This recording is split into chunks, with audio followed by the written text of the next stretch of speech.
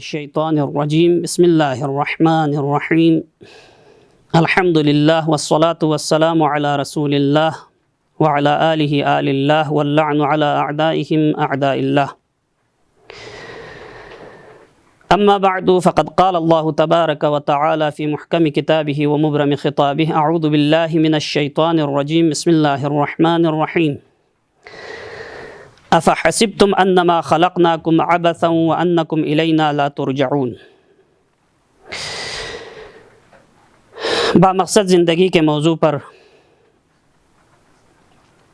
ہماری گفتگو کا سلسلہ جاری ہے۔ آپ حضرات کی خدمت میں یہ عرض ہوا کہ پروردگار عالم نے قرآن مجید میں بار بار اس بندگی کا ذکر کیا ہے۔ تمام انبیاء کے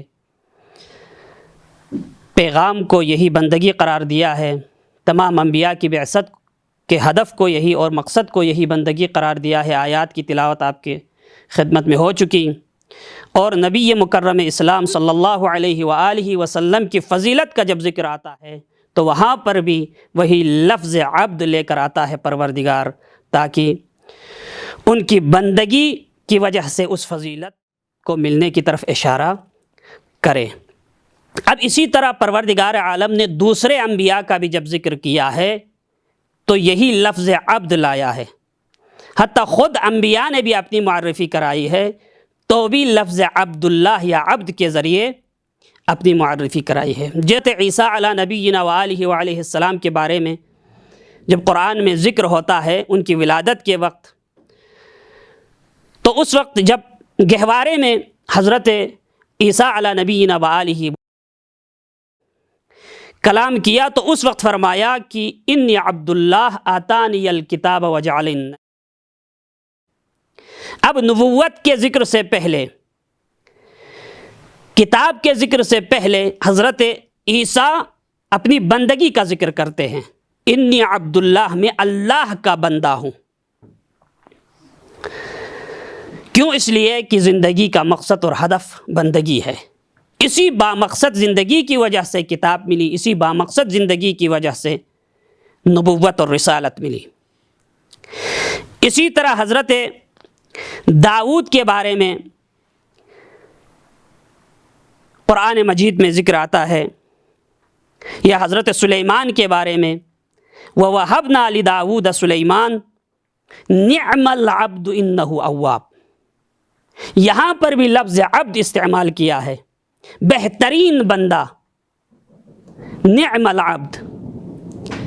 اسی طرح حضرت ایوب کے لیے بھی خداوند عالم نے لفظ عبد اور نعم العبد کا لفظ استعمال کیا ہے۔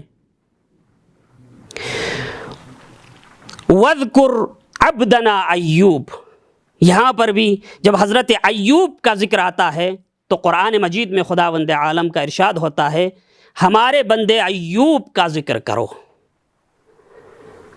اسی بندگی کی طرف اشارہ کر رہا ہے۔ ہر انبیاء کی معرفی یا ہر انبیاء کا جب ذکر، ہر نبی کا جب ذکر ہوتا ہے تو وہاں پر یہ لفظ عبد لے کر آتا ہے پروردگار، کیونکہ یہ مقصد زندگی ہے۔ اسی طرح حضرت ایوب کے بارے میں ایک اور آیت میں پروردگار عالم کا ارشاد ہوتا ہے انا وجدناہ صابرا نعم العبد انہ اواب۔ یہ بھی یہاں پر بھی نعم العبد کا لفظ استعمال، بہترین بندے ہیں ہمارے حضرت ایوب۔ یہاں پر بھی حضرت ایوب کے لیے لفظ عبد استعمال کیا پروردگار عالم نے۔ اسی طرح دوسرے انبیاء کے بارے میں وَاذْكُرْ عِبَادَنَا ابراہیم و اسحاق و یعقوب، یہاں پر بھی لفظ عبد استعمال، عباد، لفظ عباد استعمال ہوا ہے۔ حضرت یعقوب، حضرت ابراہیم اور حضرت اسحاق کے بارے میں وَاذْكُرْ عِبَادَنَا یعقوب ابراہیم و اسحاق و یعقوب۔ اسی طرح وَاذْكُرْ عَبْدَنَا داؤد ذَا الْأَيْدِ، میں آیتیں پڑھتا چلا جاؤں گا۔ کذبت قبلہم قوم نوح فکذبوا عبدنا، میرے بندے کو جھٹلایا، ہمارے بندے کو جھٹلایا، یعنی نبی کے لیے لفظ عبد ہمارے نبی کو جھٹلایا یہ نہیں کہا، ہمارے رسول کو نہیں، ہمارے بندے کو جھٹلایا۔ کا عبدہ زکریہ، حضرت زکریہ کے بارے میں لفظ عبد استعمال ہو رہا ہے۔ اسی طرح حضرت یوسف کے بارے میں سورہ مبارکہ یوسف میں جب ذکر آتا ہے وَلَقَدْ هَمَّتْ بِهِ وَهَمَّ بِهَا لَوْلَا أَن رَّأَىٰ بُرْهَانَ رَبِّهِ، یہ جو آیت ہے اس میں خداوند عالم حضرت یوسف کے لیے کیا لفظ استعمال کرتا ہے؟ إِنَّهُ مِنْ عِبَادِنَا۔ حضرت یوسف کو اگر نجات ملی اس مرحلے میں تو اس وجہ سے ہے کہ یوسف ہمارے مخلص بندوں میں سے تھے حضرت یوسف،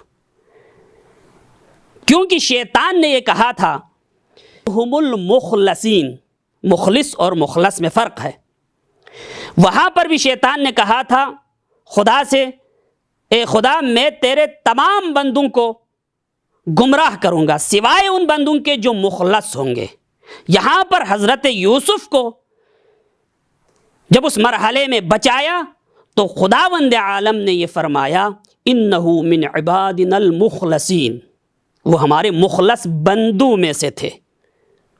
یہاں پر بھی حضرت یوسف کے لیے لفظ عبد استعمال ہوا ہے۔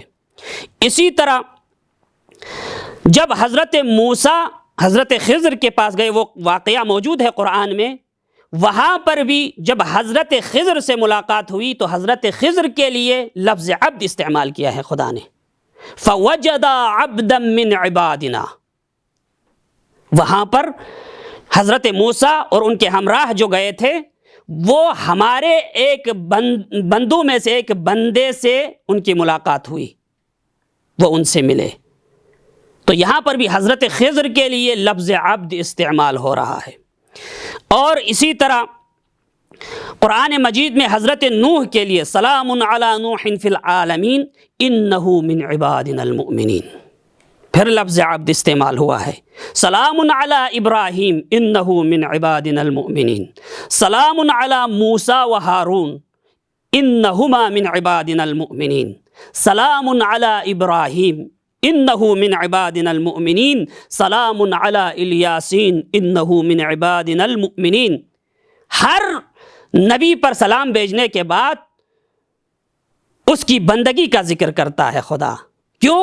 تمام انبیاء نے بامقصد زندگی گزاری ہے، عبودیت کی زندگی گزاری ہے، اس لیے ان کی بندگی کا ذکر ہوتا ہے۔ اسی طرح سورہ تحریم میں جب حضرت لوط اور حضرت نوح کا ذکر ہوتا ہے تو وہاں پر بھی تحت عبدین من عبادنا، وہاں پر بھی جب حضرت لوط اور حضرت نوح کا ذکر ہوتا ہے تو لفظ عبد کے ذریعے ان کا ذکر ہوتا ہے اور ان کی معرفی ہوتی ہے۔ کیوں؟ اس لیے کہ ان تمام انبیاء نے بندگی کا حق ادا کیا ہے اور بندگی کی ہے اور اپنی زندگی کو بامقصد گزاری ہے، جو مقصد خدا نے قرار دیا تھا اس کے مطابق گزاری ہے، اس لیے ان کی بندگی کا ذکر ہوا۔ پروردگار ہمیں ان انبیاء کی سیرت پر عمل کرتے ہوئے اپنی زندگی کو بامقصد گزارنے کی توفیق عطا فرمائے۔ والسلام علیکم ورحمۃ اللہ وبرکاتہ۔